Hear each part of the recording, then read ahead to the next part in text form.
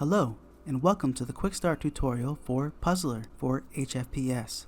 In this video, we're going to be covering the puzzle type Sequential, which allows us to check if certain interactables in the scene have been used in a specific order. Here, in the demo scene, we can find the sequence puzzle setup by going to the room Hallway. Then if we select the puzzle sequence and look at the scene view, we can see the puzzle setup right here. All major features for puzzle interactions are handled by the Puzzler handler. In this case, we're going to be looking over the sequential puzzle setup for this puzzle interaction.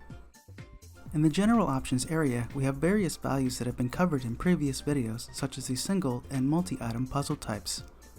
The one value that is unique to this puzzle is the reset type, which allows us to set if the reset will happen on fail or on finish. If we have the value set to on fail, then the puzzle itself will reset if the sequence is input incorrectly.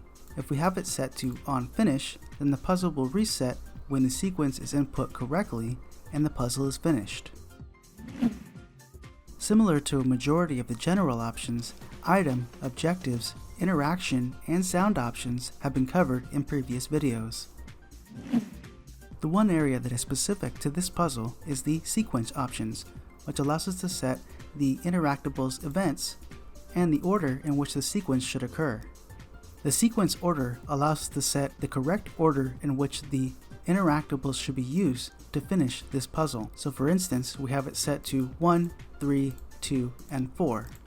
This would mean that it would use button 1, button 3, button 2, and then button 4, which you can see here in the demo scene. Below that, in sequence, we can assign the name of the interactable itself and then the events that occur when that interaction happens. Since this is not specifically linked to an interactable object, it is freely selectable by any type of interaction as long as you assign the correct slot. This means that these sequence interactions can be triggered by just about anything, from an interaction event similar to this script right here, a switch, a light, or anything you can possibly think of, as long as it's using the slot set and then the interaction init like most of the other puzzles. This also means that each interaction for the sequence has its own set of events that can be triggered. For instance, when this slot is selected or interacted with, it will do a move-in animation for this specific button right here. Then it will disable the collider so it can't be interacted with again. And when that button is reset, usually when the puzzle is reset based on fail, then it will move out the button and re-enable the collider. Similar to the lights puzzle, we can keep track of what interactions have been activated based on the active value in the auto area. So in order to complete this puzzle, we would want to go 1, 3, 2, and 4 for the button inputs. If you input them in any other order, the puzzle will fail and not complete. When referencing the interactions for this puzzle, we need to make sure that we set the slot and interaction init for each interactable object. Here, we have 4 buttons that we can interact with, and on each one, we're going to set the slot. So here on button 1, we have slot 1, button 2, we have slot 2, button 3, slot 3, and button 4, slot 4. And each of those slots are referencing the buttons here under sequence. Over here, in the Events tab, we have a few events that will fire based on the puzzle state.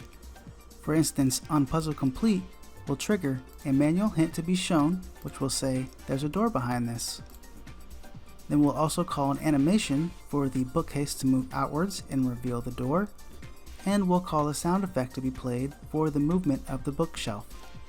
So here, on this object, we're going to have an animation play event, an animation sound event, and then a save object to save the rotation of this bookcase after the animation is finished. Down here, on the onComplete load event, which will fire when the game has been loaded back, we're calling the move-in animation for all the interactable buttons to show that the puzzle is complete, and we're also turning off the hint object so it won't fire again. And that covers the major features for the puzzle type Sequential.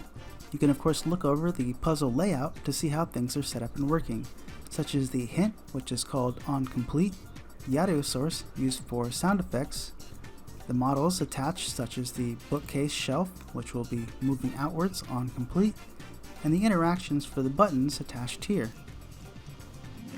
And that brings us to the end of this video. I hope this video has been enlightening on how to set up Puzzler for your projects. If you have any questions or concerns, feel free to drop a comment below, message me on Discord, or send me an email. As usual, thanks for watching.